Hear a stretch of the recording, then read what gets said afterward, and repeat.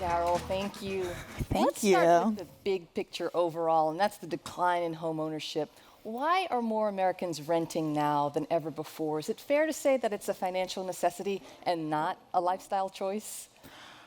I think that most Americans still want to own a home. We've done surveys on this, and it still is this aspirational thing. It's the American dream, but homeownership has become really unaffordable. The homeownership rate peaked in 2004, right before the housing crash happened, and that was a time when lending was easy. There were subprime loans, which had problems, but it meant that more and more Americans had access to credit and could actually become homeowners. Since the housing crash, there's been a lot of reforms. Some of them have definitely been welcome. It makes us in a safer place in terms of our economy, but it also means that only people that have like perfect credit can get access to homes. And what happened is that when home prices bottomed out, only a certain kind of American was able to take advantage of that. And since then, home prices have shot right back up. They're above where they were at the peak. And people who are just now getting their footing, like millennials, they graduated into the worst economy and are just now starting to feel secure in their jobs. They may be looking to become homeowners and are seeing that prices are so sky high, it just seems so unattainable. How high? 70% over the peak, the last peak? It depends on how you measure it, because you have to take into account the fact that mortgage rates are actually really low right now and incomes have gone up, but it is above the peak, yeah. So you brought some slides to walk us through this issue. It's the next one. Yeah. Let's see. Affordability crisis. Yeah, so here's home price growth. And again, you can see how wages have gone up, but home prices have gone up so much faster and are way above the peak, especially when you compare it to wage growth. So this is what I'm talking about, where if you're looking to buy a home and you finally get to a place where you're earning more, it doesn't really matter because home prices have gone up so much since then. And we're not just talking about Washington, which is a hot market, but across the country. It is happening across the country, some places more than others. We've actually looked into where can people still afford homes. And in the center of the country, home ownership is still attainable for a lot of people who make the median income. But in places like DC, New York, San Francisco, Los Angeles, where a lot of people want to work because there are a lot of good jobs there, home ownership is really unattainable. Now, let's go on to the homeowners staying put. I think that's your next slide. Yes. So the previous panel talked about this a bit, about how as Americans age and technology is improving and people want to stay in their homes longer, there are all these great options for older Americans to stay where they are, and they're taking advantage of that. The average length staying in the same home has gone from, around 7 years in 2010 to 14 years currently. And what's happening is that since there haven't been new homes built, the fact that an older American stays in their home much longer means that younger Americans are having an even harder time finding that first home. And sometimes the home that an older American may be living in is designed for a young family. Like the home that I bought, it was built in 1953 and only had one previous owner. So the person stayed in their entire life, but it's actually a home that's perfect for a young family, has 3 bedrooms, has access to parks and schools. So there is this kind of misallocation. But the root problem is that there aren't enough homes for everyone who wants them. If there were enough homes, if there were new homes being built, we wouldn't have this tension of people staying put, meaning that younger people can't get into homes. So it seems like what you're describing is a perfect storm of a housing crisis. We have this large generation coming into the prime home buying years, but facing all sorts of obstacles. Is there any other solution other than just building more housing? I think the long-term solution does need to be to build more housing because it's just like a simple math problem. If there have to be more homes, if there aren't enough homes for people who want them. But another part of this problem is who has access to these homes. We've had growing wealth inequality, and home ownership can exacerbate that. The people who are able to get that first home, maybe they have parents who are homeowners who are able to tap their home equity and pass that down and help them out with their down payment. But not everyone is fortunate enough to have wealthy parents and get that kind of help. So there are ways that we can level the playing field, redistribute wealth. Some presidential candidates have proposed policies like rent relief. So that would give the that would give a credit to people who pay more than a third of their income towards their rent to help them out. Because if you pay more than a third of your income towards your rent, it's nearly impossible to save for a down payment. And there are other programs like down payment assistance, and also just putting more resources into neighborhoods that may be disadvantaged, like previously redline neighborhoods. Those have been brought up. And also student debt relief. That's a big issue for millennials. If you have student debt that you're still paying off, it can be really daunting to take on more debt through a mortgage. Right, right. Well, I want to remind the audience that we'll be coming to you for your questions in just a moment. We talked a bit earlier about the decline specifically in Black home ownership and the negative impact that has on wealth building overall. Redfin just released a new report on this topic. What did you find? So we found that in many metros in America, it's nearly impossible for a Black family making the median income for a Black family to afford a home. In places like San Francisco, New York, DC, Los Angeles, it's like less than 10% of homes that are affordable to a Black family making the median income. There are some places that did better. They tended to be in the South. But when you think about like where you're going to have the best economic opportunity, they don't line up with where you're actually able to afford a home. And that disparity is really big between the races. And part of that does go back to historical policies, and just the fact that Black families make less money than white families means that they're less able to build wealth through home equity. I think I saw the worst city was San Francisco. Yes. With less than 1% of the housing stock being affordable to the typical Black family. Yeah, and you can see how that can really exacerbate access to jobs. I mean, San Francisco is this huge tech center, and there are all these initiatives to get more young Black people into tech. But how can a young Black person feel comfortable moving to a city where there aren't other Black people who can afford to live there? It kind of has this barrier that is not talked about, where how can you feel comfortable in a neighborhood that isn't affordable to people like you? Right. It's not so easy as just moving where the jobs are. Right. If the housing isn't there. Yeah, and if you can't bring your family, another issue with housing is childcare. How can you afford a home and also afford to put your kids into childcare? And one big advantage is living near your family. So if the rest of your family can't afford to live in the same neighborhood that you want to live in, where there are the best job opportunities, that can be another barrier to living in the neighborhood where you have the best economic opportunity. And this is the kind of thing that would exacerbate racial inequality for decades to come if home ownership is the primary way that Americans build wealth, and certain people are just finding themselves shut out of that. The road ahead doesn't look very rosy. No, it doesn't. But there are policies that can be put in place. I mean, we talked about increasing the housing supply just to make it so that there are enough homes for everybody who wants to buy them. But then there are other ways where we can reduce inequality just at a more broad level that would make it so that people can afford to own the homes that they want to. Now, we've all heard rumblings of a recession. Just wondering what would happen in the housing market under that scenario, and how can aspiring homeowners prepare? So I think a lot of people have the last recession in mind when they think of what would happen to the housing market, but the last recession was pretty unique. It started in the housing market. We had this housing bubble that popped, and people didn't have much equity in their homes at the time because the lending standards were loose and you could take out, nearly all of your equity and not have any cushion. Nowadays, that's not true. People have much more equity in their homes and lending standards have tightened. So if there were to be a recession, first of all, I don't think it would happen in the housing market. I don't think it would start in the housing market. I think the reason that home prices are so high right now is because of fundamental economic reasons like a lack of supply. And the way it would impact the housing market wouldn't be as big because people have that cushion. People would probably hold on to their homes, weather the storm. They wouldn't flood the market with more inventory.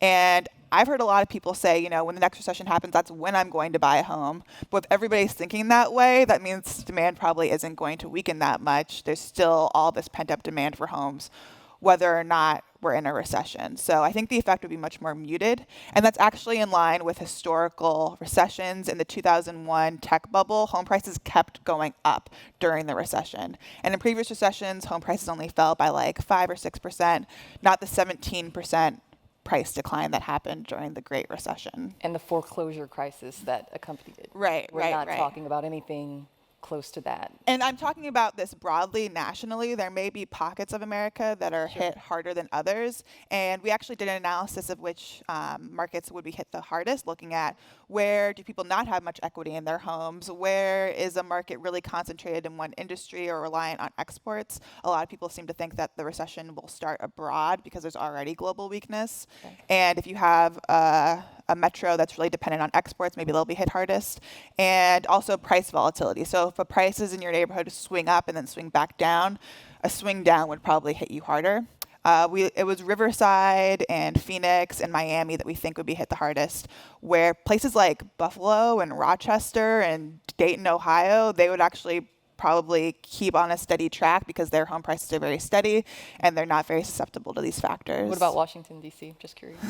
Washington, D.C. was in the middle of the pack. It wasn't a high risk or a low risk. Okay, I'm going to give the audience a chance to ask something right here in the front. Yes.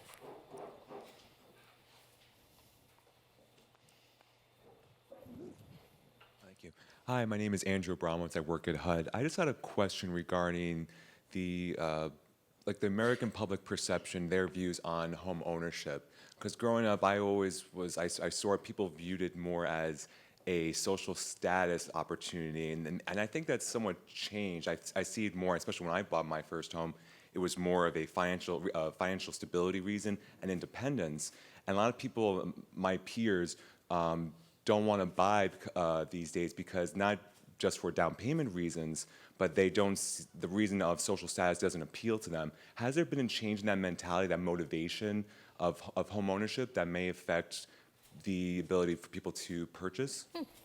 Yes, so we've surveyed home buyers at all different ages, and it seems like they still view home ownership as being a step towards being secure in their life, and maybe it's because of the financial security, like it's just a step into adulthood, but it's also aspirational. If your parents were homeowners, it's a step that you want to take. I do think, though, that since there is less and less housing available for everybody who wants it, it becomes even more of like a pie in the sky dream, and maybe you're going to look at other ways to become financially secure, like paying off your student debt or owning your car outright to feel that security other than home ownership. But I think a lot of people that I've talked to that live in some of these expensive metros have seen their rents go up year after year. They see that there's no end in sight, so they still want to own a home just so they can have some security around how much they're going to pay every year and be able to plan and not be at the whims of their landlords. Right. Do we have another question? Yes. Yeah, Irv Katz from, Irv Katz from Generations United. I wanted to see if you have any data indicating a trend relative to home sharing as a cost-effective way of people getting housing, affordable housing. It's another thing that we've surveyed people on, and for a while it looked like more and more people were looking at alternative living situations as a way to become homeowners, buying homes with friends as opposed to a spouse. The marriage rate has been going down, and so is the birth rate, and if people want to still become homeowners before they make that step to become married, they may find alternate living situations. But most recently, that trend has actually come down for millennials. We're seeing more millennials take the traditional route towards homeownership, just saving for the down payment themselves and buying the home themselves. And that might just be because we're in the longest economic expansion and they're finally starting to feel secure. So I think that as millennials start to age and progress in life, they'll probably do less of those arrangements. But I think it is a trend that's probably here to stay for a portion of people. Okay, one more from the audience. Hello, I'm Susan Kimmel with Homes Renewed, and my question is about the urban versus suburban split and how that affects different segments of the population. Particularly, we're very interested in how to help seniors age in place, but in a suburban environment, it poses many challenges that are different than urban, and home ownership for millennials is very different if they want to be in the cities. So I just wondered if your take on that. Yeah, so for the longest time, walkable neighborhoods have been the most desirable neighborhoods. And when we looked at who is staying in their home the longest, we broke it out by walkable neighborhoods versus less walkable neighborhoods. And it was the walkable neighborhoods where people are staying in place the longest, which makes sense, right? Because if you already have access to shops, to your pharmacy, to your social life, then you're going to be more likely to stay put. Whereas if you're out on the outskirts of town, you have to get in your car every time you want to go somewhere. That's going to motivate you more to move. One of the biggest barriers for people in terms of moving is that they don't know where they're going to move if they were to sell their home. So if you're an older person and you live in the suburbs and you want to buy a house or a condo, like a smaller house in the city center, you may not be able to do that because it's so unaffordable there because the way that prices have changed. And we're seeing more and more that people are moving out to the outskirts of town to find that affordable home, which isn't great from an environmental perspective because the farther you are away from your job and the longer you have to commute, the worse that is for the environment. And it really speaks to how cities and governments need to plan and build that dense housing where people actually work or near public transit as part of their long-term strategy for building a livable green city. Did I miss one question over here? Yes, one in the back. Someone's got a hand Hi, up. my name is Rhea Vaflor, and I'm with Hickok Cole. We're a design architect consultancy. And just a question, why are we not seeing more condos and multifamily as an option? Just, it's interesting because I live in the DC region, and you're seeing so many older people staying in place, which is great, but that's like the first time home buyer stock that's not there. So what are the factors that are kind of pushing that, and we're not seeing more condos that are available for first-time home buyers? There's a lot of resistance to building dense housing. We surveyed home buyers and home sellers, and the majority of them were actually against dense housing, and it's pretty counterintuitive because they say that they feel like home prices going up have really been a burden to them, but at the same time, one of the solutions to that, they're pretty resistant to. And then local governments have a lot of challenges too. Homeowners, if you're a homeowner, you kind of have this vested interest in keeping your home value as high as possible, and I think some people view competition as a threat. Like if there's more multifamily units, maybe my home won't go up as value as much, or if a big unit goes up, I'm worried that there's going to be some shadow that blocks my view, or there's a whole array of reasons of why homeowners are resistant to dense housing. But I think that there is a very big role here for government to play and kind of be the people or the group that's thinking long term and really planning for future citizens, not just people of today, because if you don't plan and think ahead about your housing, you're going to be in an even worse situation a couple of years down the road or decades down the road. Redfin just released an interesting survey about home buying and political identity. Yes. What did you find? So we asked homeowners two different questions. One was, how comfortable would you be living in a neighborhood where people didn't share your ethnic identity? And we also asked people how comfortable you would be living in an area where people don't share your political identity. And it was surprising, at least to me, to find that people were more resistant to living with people who shared different political identities than they were different ethnic identities. Yeah, I think that really speaks to where we are as a country. But also, it kind of makes sense because the way that people vote in your area can really affect the lifestyle you're able to have. If you live in an area where, for example, let's say weed is illegal and you enjoy smoking weed, then you wouldn't want to live in that area if people don't share that same political ideology. And on the other hand, if you are a gun owner, you wouldn't want to live somewhere where people are voting to outlaw guns. So it makes sense, but it just, I think, speaks to how divided we are as a country and how we really aren't on the same page about where we want to be moving forward. All right. One last question from the audience. Right Hi. here. Deb Pierce, architect and author. The thing we're not talking about is transportation and the connection between public transportation and housing. I just want to notice that because when we talk about livable communities, the conversation has been around walkability. So maybe that's another conference. I think it's very tied, and there was an interesting legislation put forward in California to increase dense housing near public transit. It didn't pass this year, but maybe it'll pass in another year. But that's another way to reduce the carbon footprint, allow people to get to work using public transit, but also increase the affordability, not just in terms of having these multifamily units near not just in terms of having more multifamily units, but having those units in places where you don't have to own a car. Because if you're also paying for a car and gas, that makes it even less affordable to live in that place. We could talk about it all day. So many interesting issues, but we have to leave it right there. Thank you very much, Daryl. Thank for joining you. us today.